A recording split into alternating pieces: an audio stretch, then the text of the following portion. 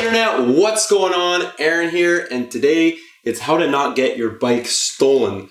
This is a guide for people with low to mid-range bikes. If your bike is worth more than $1,000, don't lock it up in where the public can access it. These hooligans that are out there stealing bikes know what to look for. They're going to spot your bike right away. There is no lock that is impossible to break. As far as I know, if there is, let me know in the comments below. But in 10 minutes, they'll crack through even a big bolt lock like this one, and you will lose your bike. Instead, if you have an expensive bike, keep it in a garage or in your home or just somewhere where the public can't access it. And only use it when you're, on the mountain or the road or whatever you're using it for. And if you need something to get to work or for commuting in that kind of a way where it would need to be parked in public, just get a beater bike or find another way to do that. But if your bike is low to mid-range, like me, you've probably seen some friends or experienced yourself some bad things. There's nothing worse than getting to where you locked your bike and finding a disappointing situation. So let's jump in. 5 tips. Number 1, invest the most you can in a lock. Why? Because, obviously, the more sturdy and rigid and complicated and just like protective your lock is, the more difficult it is to steal the bike. But also consider that a more reputable company like Kryptonite, I'll recommend them. They're not paying me to say this. This lock is just great. It will come with better perks. So like kind of things like they'll replace the key for you, or maybe they'll give you lifetime warranty or that kind of thing, as well as the lock should outlive the bike. Like you can get a new bike and the lock remains, or your bike might get stolen. And if you have a good lock, it's like they cut the cable and stole the wheel. Whereas if you have a bad lock, you have to buy a new lock in that situation. So even if you have a really bad bike, it's okay to drop $100 on a lock because it's kind of an investment. You shouldn't need to repurchase your lock. A little note about the seat. Some seats are quick release, and you probably don't want to take the seat off and put it in your backpack every single time you go to park your bike in an area where it's at risk. Instead, you can get a cable that will harness the seat to the rest of the locking mechanism, and it just makes an extra step. If somebody wants to take your seat off, they have to go through that. Number 2 is to lower the perceived value of your bike. If you have a low to mid-range bike, you can go to the your local police department and get a record to tie the bike to you. Here in Montreal, we have projet numéro. It means they engrave the bike with some digits, and then the bike has a trace always back to you. So if somebody wants to sell it at a pawn shop, it's kind of not really going to work.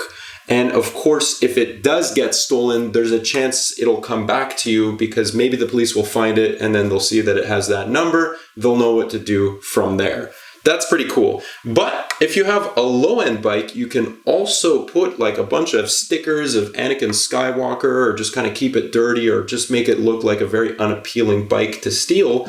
And that way, if somebody is trying to make a living off of stealing bikes or something stupid like that, they're just less likely to grab yours. With that being said, make sure you don't degrade the actual mechanism of the bike. So keep the chain and the gears clean with none of those little sediments and stuff they'll pick up.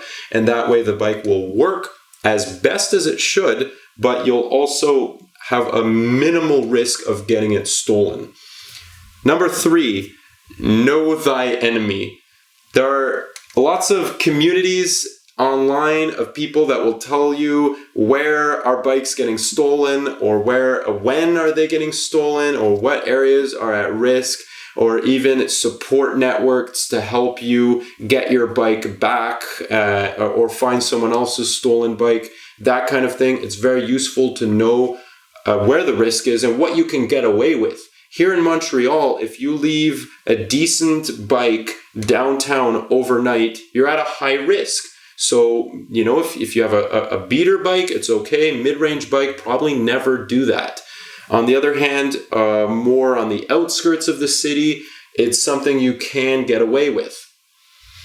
Number 4, be smart about where you park your bike. If you can, don't park it in the same spot every time. Instead, change where you're locking it, or even better is to get a paid parking service, like underground in a parking lot. And now, remember, these hooligans that are out there, like, they're lazy, right? They don't want to go down 3 levels of a parking garage to maybe find a bike, risk getting seen by a camera. And then, of course, if they do steal a bike, they have to bike it up out of the garage. It's just an extra inconvenience, more work. And of course, your bike is out of sight, hopefully out of mind. And lastly, number 5 is a little bit more of a holistic view about this, but you are at the highest risk of having your bike stolen by the people who know you the best. These are the people that maybe hang out with your friends or your coworkers, or for whatever circumstance they know you. And if you treat the people around you poorly, let's call it karma or whatever, then maybe given the opportunity to steal your bike, they will have more of a reason to do so. Whereas if you give more than you take, you treat people respectfully, you don't let your differences create tension and problems between one another.